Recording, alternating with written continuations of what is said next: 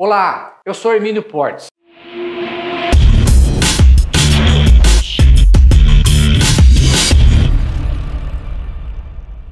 Olá, amigos. Mais um vídeo sobre o IPVA de 2022. De início, novamente peço desculpa porque ainda continuo em viagem e o vídeo talvez não tenha um som e uma iluminação perfeita. Mas, diante do compromisso que eu tenho com o meu público, eu faço esse vídeo em consideração a vocês. Pois bem, antes de fazer esse vídeo, que foi feito na madrugada agora do dia 26 de dezembro, eu tive o cuidado de examinar o site da Assembleia Legislativa do Estado de São Paulo para saber se teve algum decreto regulamentando o IPVA de 2022, notadamente quanto ao valor do CONFAS, da reunião do dia 9 de dezembro. Não há nenhum decreto até a presente data. O que isso significa?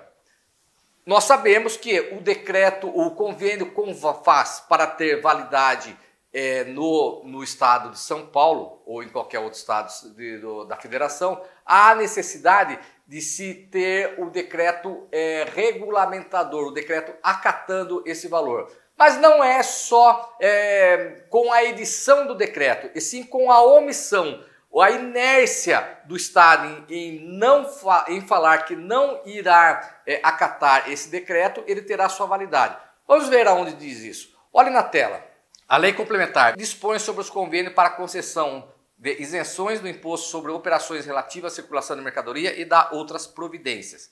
Olha só, no artigo 4º, que está na tela, dispõe, dentro do prazo de 15 dias contato da publicação dos convênios no Diário Oficial da União e independentemente de qualquer comunicação, o Poder Executivo de cada unidade da Federação publicará decreto ratificando ou não os convênios celebrados, considerando-se ratificação tácita dos convênios a falta de manifestação no prazo assinalado neste artigo. Bom, vocês viram aí. O Estado que quer aderir, ratificar o convênio do CONFAS, há necessidade de emitir o decreto. Ou, se não quiser ratificá-lo, emitir um decreto que não está ratificando. Mas ele tem o prazo de 15 dias para isso. Na inércia, nesses 15 dias, se permanecer totalmente silente, sem fazer absolutamente nada, pressupõe como ratificado.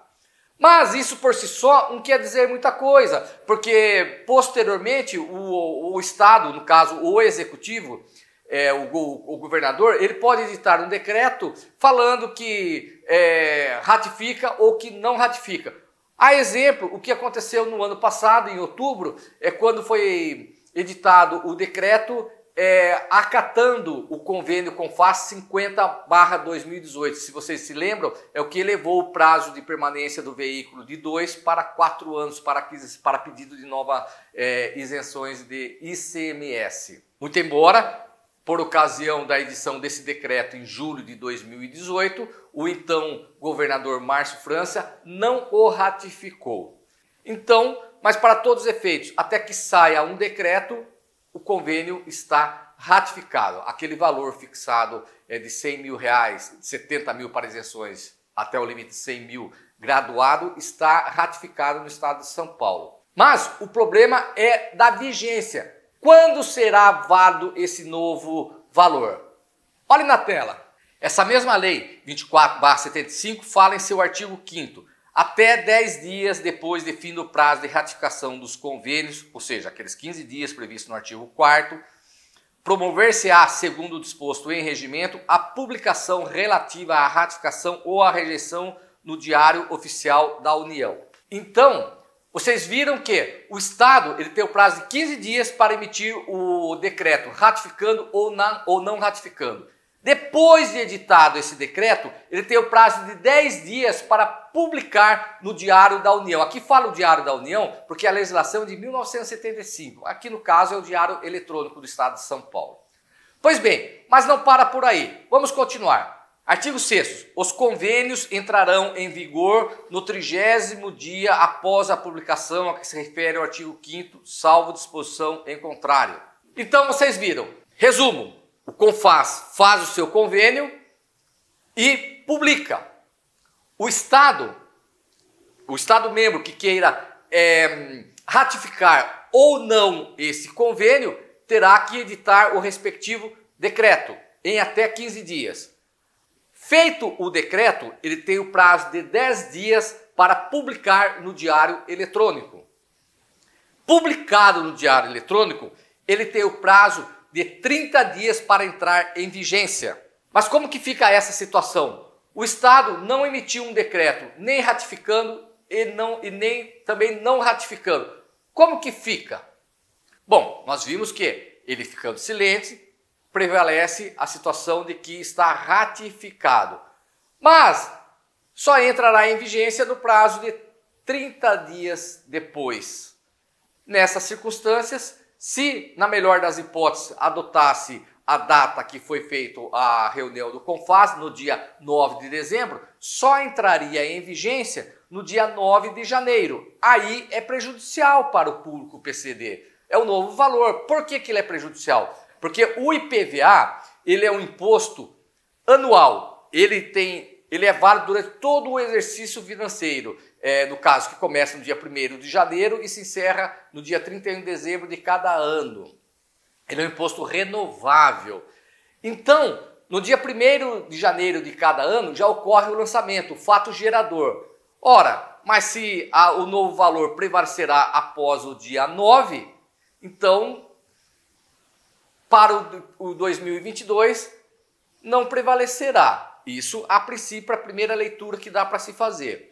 Se bem que a reunião do convênio CONFAS, ele diz respeito tão somente quanto ao ICMS. É que nós temos no regimento interno do Estado de São Paulo um dispositivo que fala que o limite da isenção do IPVA está atrelado ao do ICMS. Então, a questão da validade seria tão somente para o ICMS.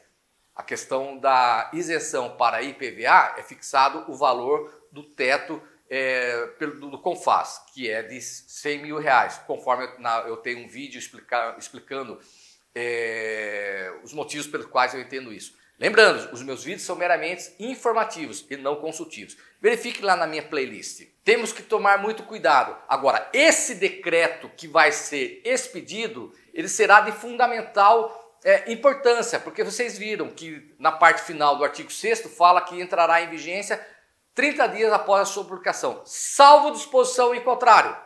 Ele pode dar colocar na parte final desse decreto falando que esse decreto entra em vigência a partir da sua publicação. Se foi publicado hoje, amanhã ou depois, nessa data. Aí ignore-se aquele prazo de 30 dias. Mas, de qualquer jeito, o que irá resolver, novamente, serão as ações judiciais. O Poder Judiciário será abarrotado novamente com ações. Haverá uma enxurrada de ações discutindo isso. Lembrando, aquela ação a ação civil pública, as duas existentes, da Defensoria Pública e do Ministério Público, não mais beneficiarão as pessoas com deficiências físicas, porque lá atacava a Lei 17.293/2020.